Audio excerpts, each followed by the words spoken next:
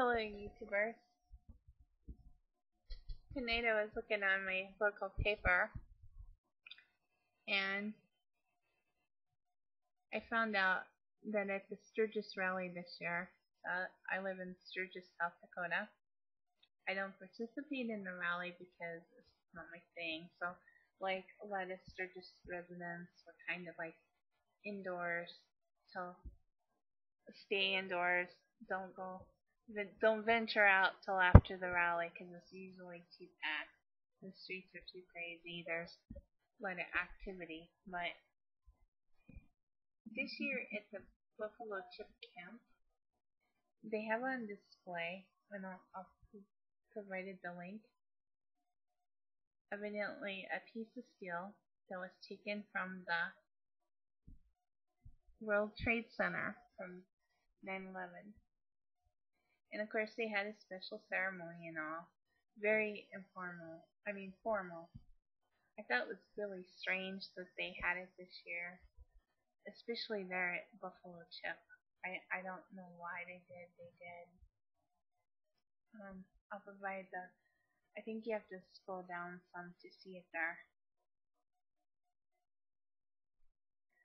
And not far from where Buffalo Chip is, by the way, is Bear Butte. Bear Butte is like the holy, sacred mountains to the Native Americans.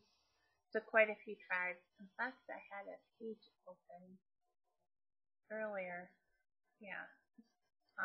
with information on this lovely mountain.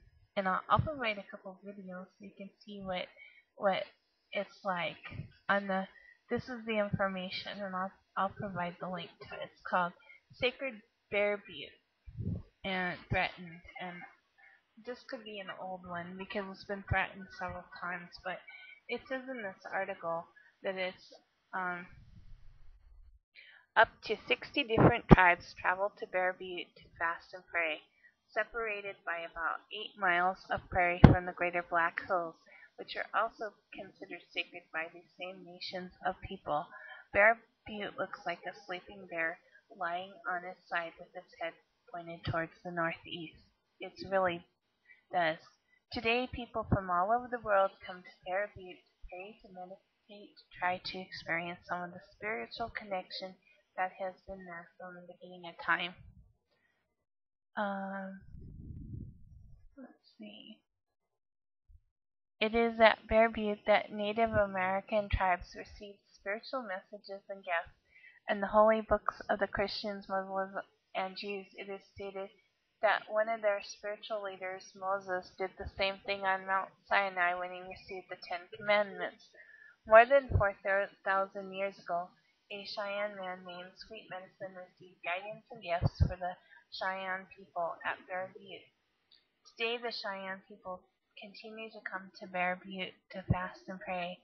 Some of the southern Cheyenne must travel hundreds of miles from Oklahoma, where they were displaced by the United States Cavalry in the late 1800s, when the Cheyenne Nation was under threat of extinction. Geologists, on the other hand, call Bear Butte a laccolith, or a bubble of magma that did not become a complete volcano. They say this happened millions of years ago, yet the Ogallala Lakota Sioux people call this place Groaning Bear. How did the Ogallalas know that this mountain groaned? Anyways, it goes on and on. I just want to say that about this mountain is that I don't have a newspaper, and I haven't seen a lot of articles on it to know for sure. This one shows a gun range. I know my mother told me that this year there were a couple things threatening it. I can't remember. One of them I thought had to do with they wanted to put in a bunch of windmills near the mountain, which I think they've stopped that. Like I said, I don't have any source of news on this. I hope it. Usually they cannot get it passed, whatever they try to do. and that's fine with me. It's a very special place. It's sacred. Um, the lake is very beautiful and tranquil. It's not a real big lake. It's got it's kind of neat to go there, and across the road there's a road that separates the lake from Bear Butte. It's just a really serene place. I would not say it'd be serene right now because the energy's coming in from the rally, but most of the time of the year it's very beautiful here. We have a blue sky. It's very peaceful. I mean, our blue sky looks like, I would say, a postcard. That's how blue it is at times. We don't have we did have a drought there a while, but the last few years we've been getting lots of moisture, so the lakes and it's been greener than usual. This area's been blessed in some ways because we don't have a lot of fires. In fact, I don't. It's rare to see fires around here at times. So when the drought was real bad, they were fighting them. We've had a few, but they never get out of hand, major, you know.